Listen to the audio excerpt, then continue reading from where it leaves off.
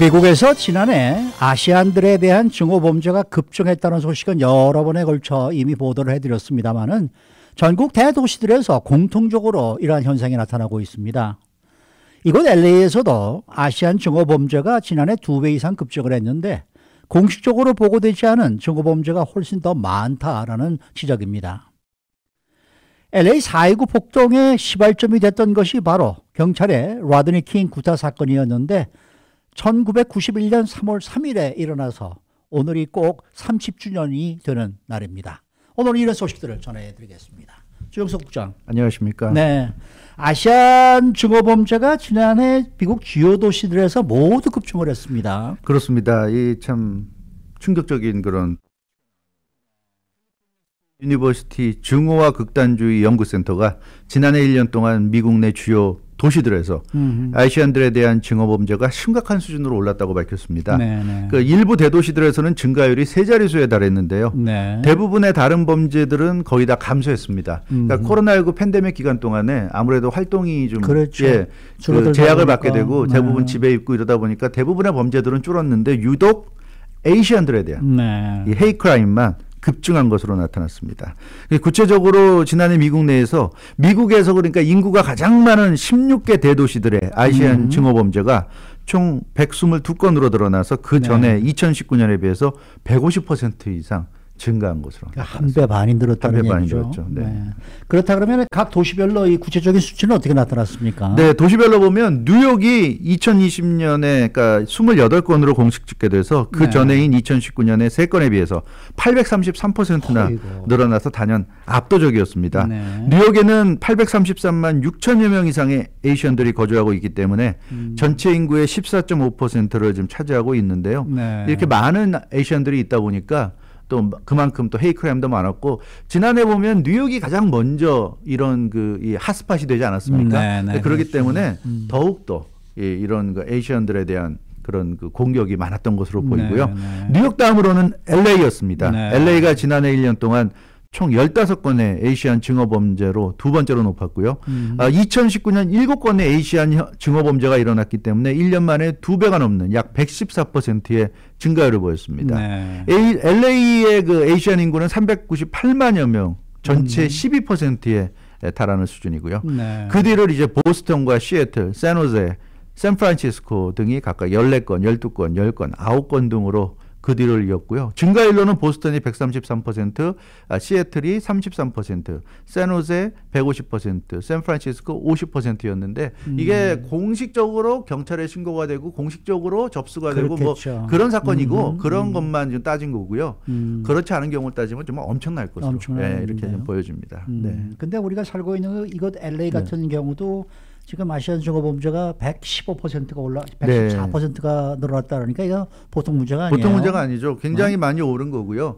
뭐 이게 공식적인 집계고 비공식적으로는 훨씬 많을 거라고 예상은 하지만 어찌됐건 공식 집계가 앞서 말씀드린 대로 2019년만 하더라도 그러니까 코로나19 팬데믹이 터지기 전만 하더라도 1년에 뭐 한 7건 정도밖에 안 됐는데 이게 지금 그 코로나19 터지면서 2배 이상 늘었다는 거고요.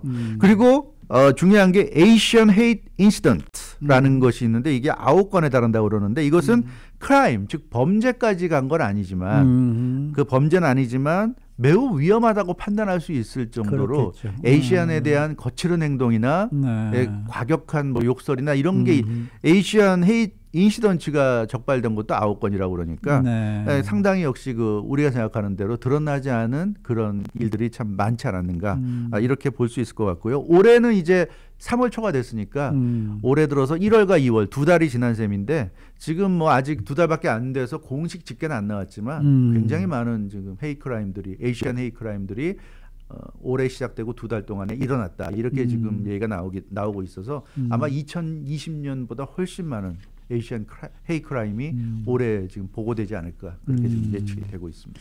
뭐 오늘 아침 뉴스에서도 저희가 전해드렸습니다만은 이 아시안들이 좀 이 혐오 범죄를 당하더라도 뭐 별거 아닌 거야라고 넘어갈 수도 있고 또 영어 때문이라도 뭐 또 보고를 또 안 할 수도 있고 뭐 여러 가지 이제 이 공식적으로 집계된 수치보다 더 많은 범죄가 일어나고 있는 건 사실인 것 같아요. 맞아요. 그래서 경찰 또 에이시안 옹호 단체들도 그런 부분을 강조하고 있어요. 그러니까 공식적으로 드러난 것 밑에 숨어 있는 그렇죠, 그 진정한 그 에이시안 헤이크라임을 우리가 잘 봐야 된다는 거죠. 네, 네. 아니 LA 같은 이런 어마어마한 대도시에서 1년에 15건이 보고됐다 그러면 그거는 정상적인 건 아니죠. 그만큼 일어나는 일의 극히 일부만이 공식화됐다 이렇게 볼 수 있겠고요.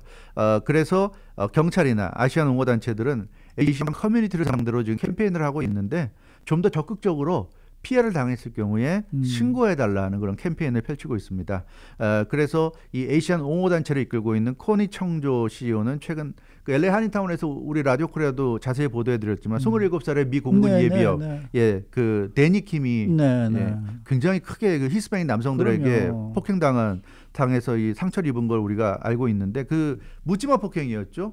괜히 쳐다본다는 그 말도 안 되는 이유를 가지고 마구 때려서 이렇게 굉장히 얼굴을 정말 말도 안 되게 만들어 놨었는데 그러니까 그런 식의 이 범죄가 비일비재한다는 거예요. 근데 문제는 그런 범죄가 일어나는데도 불구하고 일어나는 실제 현실에서 일어나는 횟수에 비하면 보고되는 건 상당히 적다. 그렇기 때문에 피해자들이 좀 더 적극적으로 신고해달라, 이슈화 시켜달라 이런 얘기를 좀 하고 있는 거고요. 근데 앞서 말씀드린 대로 여러 가지 문제가 있어요. 언어의 장벽이 일단 있고요. 그러니까 뭐 젊은 사람들은 좀 그래도 소통이 되겠지만 나이 드신 분들 같은 경우는 뭐 언어의 장벽이 있다 보니까 쉽지 않은 그 신고하기도 쉽지 않고 통역 구하기도 쉽지 않고 이러다 보니까 언어의 장벽이 현실적인 장벽이 있고 또 하나는 신고를 해봐야 경찰이 관심을 잘 안 갖습니다. 그렇잖아요. 무슨 LA만 하더라도 뉴욕도 마찬가지겠지만 워낙 대도시고 살인사건도 많고 심각한 범죄 물론 우리 입장에서 에이시안 헤이크라임이 상당히 심각하지만 경찰이 볼 때는 아니 뭐 가다가 뭐 좀 침 좀 뱉고 욕설 좀 퍼붓고 뭐 시비가 붙어서 몇 대 주고받고 한다 하더라도 그게 뭐 대단하냐 이런 생각을 할 수가 있어요. 경찰은. 왜냐하면 살인사건 강도사건 이런 것만 접하다 보면 이런 정도의 일은 별거 아니라고 넘길 수가 있는데 그러다 보니까 어렵게 경찰서까지 가서 신고를 해도 경찰이 사실 별로 관심을 안 가져요. 얼마 전에 그 브렌트우드에서 그 아이시안 여성이 지나가다가 백인 남성에게 말도 안 되는 일을 당했을 때도 그때도 경찰서에 갔더니 LAPD 헤드쿼터까지 쫓아가서 신고했는데 경찰관의 반응은 뭐 그런 거 갖고 오냐는 식의 반응이었단 말이에요. 그러다 보니까 신고하려고 해도 신고해봐야 나만 괜히 피곤하고 오히려 나만 그냥 뭐 망신당하지 이런 생각으로 안 하는 경우가 있다는 거죠. 그래서 이 한편으로는 사실 그 피해자들이 적극적으로 나서야 되겠지만 경찰도 달라져야 됩니다. 지금 같은 모습이면 맞아요. 지금 같은 모습이면 누가 신고하겠습니까? 신고하는 사람이 오히려 이상한 사람 취급받는 듯한 느낌이 들게 경찰이 행동하는 경우가 많기 때문에 좀 그런 부분도 문제가 있고요. 물론 그래서 LAPD 같은 경우는 그런 얘기를 하고 있어요. 몇 년 전부터 그 경찰관 트레이닝 과정에서 이 증오범죄에 대한 소수의 증오범죄에 대한 대응을 계속 강조해 왔다 이렇게 얘기는 하고 있는데 글쎄 뭐 트레이닝 과정에서 강조한 것은 사실인지 모르겠지만 현실에서는 뭐 별로 그렇게 반영이 안 되는 것 같습니다. 그래서 LAPD도 앞으로는 좀 증오 범죄를 심각한 범죄로 인식을 하고 피해자들이 찾아왔을 때 좀 이 피해자들이 이 정말 겪었던 일을 제대로 신고할 수 있도록 그렇게 좀 만들어줘야 될 것 같아요. 위축되지 않고. 그런 면에서는 피해자들이 적극적으로 나서는 것도 필요하지만 그런 피해자들의 신고를 접수하는 쪽도 달라져야 되지 않겠는가 그런 점을 꼭 말씀드리고 싶습니다. 이 경찰도 뭐 예산 깎였다 뭐 우리도 뭐 일할 맛 안 난다 뭐 이런 식의 이제 핑계를 대고 있는 듯한 느낌이 좀 들기도 해요. 보면. 그래서 지금 생각은 꼭 우리가 경찰에게 가야 되는지 경찰한테 가봐야 괜히 피곤하기만 하고 시간만 낭비되고 달라지는 것도 없는데 차라리 이런 어떤 좀 에이시안 헤이크라임과 관련된 아시안 단체들이 활성화되고 또 그런 단체들이 현실적인 파워가 없지만 예를 들어서 적극적으로 온라인 사이트를 만들고 SNS 같은 데 이런 걸 뿌리고 하면서 에이시안을 건드리면 정말 그 사회적으로 매장당할 수 있다. 뭐 이런 걸 보여준다면 그것도 하나의 대책이 될 수 있지 않을까 그런 생각도 좀 해보게 됩니다. 맞습니다. 자, 오늘이 바로 4.29 폭동의 도화선이 됐던 로드니 킹 사건이 일어난 지 꼭 30주년이 되는 날입니다. 아, 그렇습니다. 참 세월이 좀 빠르죠. 네, 그렇습니다. 이 4.29 폭동에 지금 말씀하신 대로 도화선이 됐던 로드니 킹 사건 30주년인데, 그러니까 30년 전, 꼭 30년 전 오늘 일어난 사건이에요. 흑인인 그 로드니 킹이 공사 현장의 그 노동자였죠. 근데 당시는 실업자 상태였습니다. 1991년 3월 3일. 예, 새벽에 LA의 고속도로 달리다가 속도 위반으로 경찰에 의해서 멈출 것을 지시받았지만 그대로 도주하다가 LA의 그 레이크뷰 테라스 어파트먼트 앞에서 차를 세웠고요. LAPD 경찰관들의 명령에 의해서 차량 밖으로 나왔습니다. 도망가다가 결국 거기서 서고 나오라니까 나왔는데 로드니 킹은 당시 강도로 유죄 판결을 받아서 집행유예 상태였고요. 네. 속도 위반으로 적발됐을 당시에 음주운전을 하고 있었습니다. 그렇지만 마지막에는 차량을 세우고 경찰이 하라는 대로 했어요. 예, 맨몸으로 나와서 나오라고 해서 나왔는데 문제는 경찰관들이 곤봉과 티저건, 뭐 발, 주먹 등으로 로드니 킹을 정말 보기 끔찍할 정도로 정말 심하게 때렸죠. 지금 저도 기억납니다만은 집단 구타였죠. 좀 그렇습니다. 네. 정말 집단 구타였는데요. 이 저항하지 않는 사람을 상대로 한 집단 린치였는데 이때 그 레이크뷰 테라스 어파트먼트에 거주하고 있었던 31살의 배관공 조지 헐러데이가 이 소란스러운 자동차 소리, 뭐 경찰들이 뭐 사이렌 소리도 났을 거고 그러니까 소란스러운 자동차 소리 잠에 깨가지고 그때가 밤 12시가 넘은 새벽 시간이었는데 베란다로 나가서 자신의 비디오 카메라로 바로 자기 집 앞에서 펼쳐지던 그 장면을 찍었어요. 찍은 영상에 그 끔찍했던 장면들이 고스란히 담겨 있어서 우리도 생생하게 그 당시 이걸 알 수 있었고 아마 그 충격이 참 엄청났던 거예요. 엄청났었죠. 이 조지 홀러데이의 비디오 카메라에 담긴 영상 이게 이제 방송에 공개되면서 그야말로 세상이 뒤집어진 거예요. 맞습니다. 그게 결국 이 LA 역사를 바꿔놨는데요. 이 같은 날, 그러니까 로드니 킹이 경찰로부터 구타당했던 같은 날, 조지 헐러데이가 자신이 찍은 영상을 KTLA 그 방송에 그 제보했습니다. 예, 제보했고 그 영상을 넘겨줬는데 KTLA 그 채널 5이 최초로 TV 뉴스 시간에 그날 당일날 그 영상과 함께 보도하면서 정말 세상을 떠들썩하게 만들었어요. 왜냐하면 너무 영상이 생생했기 때문에 이게 말로 아무리 얘기해도 정말 100마디 말보다 정말 하나의 이 눈으로 보는 것만 못하다고 하는데 백문이 불여일견이란 말이 있지 않습니까? 그 영상을 보면 10여 명 정도 되는 백인 경찰관들이 로드니 킹을 둘러싸고 있었고 그중에 한 4명 정도가 무저항 상태였던 로드니 킹을 무자비하게 폭행하는 끔찍한 장면이 찍혀 있었습니다. 이 로드니 킹이 얼마나 심하게 두드려 맞았는지 그때 두개골 골절상을 입었고요.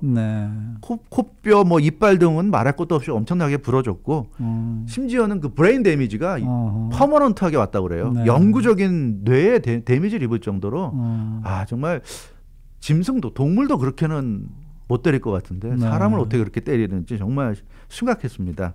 근데 문제는 그런 끔찍한 집단 폭행과 린치를 가했음에도 불구하고 또 그 장면을 생생하게 찍어놓은 증거까지 있었는데 영상까지 있었는데도 불구하고 백인 경찰관들이 전부 다 무죄 판결을 받았잖아요. 그때 시미밸리 재판정이었어요. 그렇죠. 그래서 그 배심원단도 백인들이 다수였고요. 그래서 백인 배심원단에 의해서 4명이었는데 그 당시 용의자들이 백인 경찰관 4명이 전부 다 무죄 판결을 받았습니다. 그래서 결국 분노한 흑인들이 들고 일어나면서 결국 1992년 4.29 폭동이 일어나게 됐죠. 이게 그러니까 재판이 한 1년 정도 끌었고요. 1년 만에 무죄 판결이 나면서 세상이 뒤집어졌습니다. 그때 5일 정도 이 LA에서 이 4.29가 일어나면서 사실상 LA가 무법지대가 됐었고요. 54명, 공식적으로 54명이 숨졌고 2,400여 명이 부상당했고 12,000여 명 이상이 체포되는 정말 그 미국 역사에 남을 그런 그 역사적인 폭동으로 남게 되는데 그 계기가 됐던 것이 바로 이 로드니 킹의 사건이었습니다. 근데 이 로드니 킹이 이미 이 세상 사람이 아니죠? 그렇죠. 이게 참 또 그 아이러니한데요. 이 세크라멘토가 고향이었습니다. 로드니 킹은 원래 캘리포니아 사람이었고요. 그 자신은 어떻게 보면 LA 4.29 폭동과는 아무런 관계가 없는 그런 사람이었죠. 다만 자신이 그렇게 구타당하는 게 우연히 찍혔다는 거였는데 어찌됐건 4.29 폭동의 계기를 만들었던 로드니 킹이 지난 2012년에 벌써 9년이 됐습니다. 6월 17일 새벽 5시에 자신의 집 수영장에서 숨진 채로 발견됐습니다. 굉장히 좀 의문사였죠. 그 나이가 그때 50도 안 된 나이였는데 47인가 그랬을 거예요. 근데 이 타살이나 구타 현적이 없었기 때문에 그 드라우닝, 그 단순 익사로 추정이 됐는데 어찌됐건 로드니 킹의 죽음도 참 미스터리하게 젊은 나이에 50도 안 된 나이에 이렇게 가버렸고요. 로드니 킹이 당시에 그 숨지기 직전에 The Riot Within My Journey from Rebellion to Redemption, 그래서 폭동, 반항으로부터 구원까지 나의 여행이라는 제목으로 책을 낸 상태였습니다. 사실 그래서 좀 죽음이 석연치 않았던 게 책까지 낸 사람이 죽었을까? 그러니까 자살은 아닌 것 같고 아마 좀 사고사였을 수도 있지 않을까? 뭐 그런 이제 생각이 있는데 이 LA 한인 사회가 4.19 폭동으로 치러야 했던 그 고통스러운 대가, 또 LA 지역 전체가 혼란에 빠졌던 것에 비하면 로드니 킹이 이렇게 또 사망했다는 소식 참 너무 허무했어요. 굉장히 허무한 죽음이었습니다. 로드니 킹에게는 그 딸이 있습니다. 그 현재 37살의 로라 킹인데요. 아버지가 LAPD 경찰관들에게 집단 린치를 당했을 때는 7살의 소녀였고요. 그 1년 후에 LA 폭동이 일어났을 때는 8살의 그 소녀였는데 2년 전 지난 2019년 4월부터 이 세상에 흑인 아버지들을 기리는 이른바 I am a king 장학금 스콜라십을 만들어서 운영하고 있다고 합니다. 이 로라 킹은 그 2016년에 로드니 킹 파운데이션, 그러니까 아버지가 갑자기 이렇게 사망하고 나서 로드니 킹 파운데이션을 만들어서 운영하고 있고요. 아마 그걸 바탕으로 해서 이 I am a king 스콜라십까지 만들어서 운영하고 있는 것 같은데 뭐 조용히 뭐 그렇다고 해서 로라 킹이 막 세상에 나와서 활발하게 드러내고 활동하는 것 같지는 않고요. 조용히 이렇게 활동을 하는 것 같습니다. 아무튼 이 로드니 킹의 유산이 이렇게 I am a king 스콜라십으로 지금 이어져 오고 있는 것 같습니다.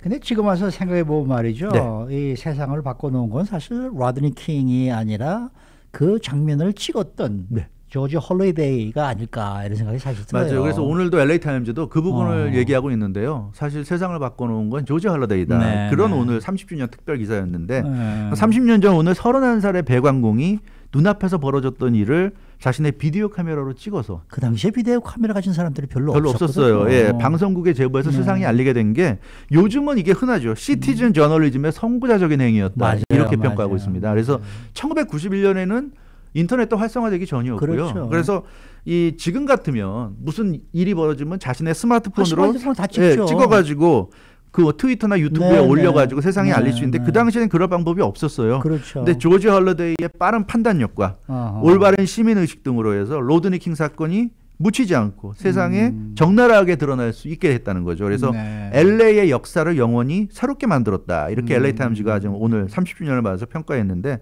30년 전 조지 홀리데이가 사용했던 것이 소니 비디오 카메라였다고 합니다. 근데 작년 7월에 경매로 나왔다고 그래요. 경매가가 22만 5천 달러였는데 실제로 경매가 이루어졌는지 여부는 아직 확인이 되지 않고 있습니다.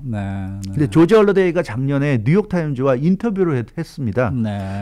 이게 지금 그러니까 작년에 60살, 지금 61살인데 여전히 자기는 배관공의 삶을 살아가고 있다. 30년 동안 계속 배관공의 삶을 살았고 자신이 30년 전 찍었던 로드니 킹 구타 영상을 KTLA에 제보했지만 자신은 어떠한 금전적인 보상도 받지 않았고 자기는 그걸 원하고 준 게 아니었다 이런 얘기를 했고요. 그 조지 홀리데이가 찍어서 방송국에 넘겨준 로드니 킹 구타 영상은 아직도 연방정부 소유로 남아있다고 그러는데 이건 아마 역사적인 기록물로 계속 남지 않을까 그런 느낌이 있습니다. 그 조지 홀리데이가 참고로 이 소니 비디오 카메라를 로드니 킹 사건이 벌어지기 한 달 전에 구입했다고 합니다. 그래서 이 로드니 킹 그 사건이 벌어졌을 때 본능적으로 소니 비디오 카메라를 손에 잡고 베란다로 달려갔고 자신의 아내도 그때 자다가 함께 깨어난 기억이 난다 이런 얘기를 하면서요. 굉장히 우연이었다고 그래요. 누구라도 그랬겠지만 새로운 카메라를 갖게 되면 뭐라도 찍고 싶지 않느냐. 근데 그렇죠. 우연히 한밤중에 뭔가 찍을 만한 일이 벌어진 것 같다 생각이 들어서 찍었는데 그게 이렇게 세상을 바꿔놓을 줄 자기도 몰랐다고 그러는데 참 이 조지 홀리데이가 이렇게 한 달 전에 카메라를 사고 또 그걸 가지고 찍지 않았다면 과연 로드니 킹 사건이 크게 벌어졌을지 아니면 4.19 폭동이 일어났을지 참 이런 거 보면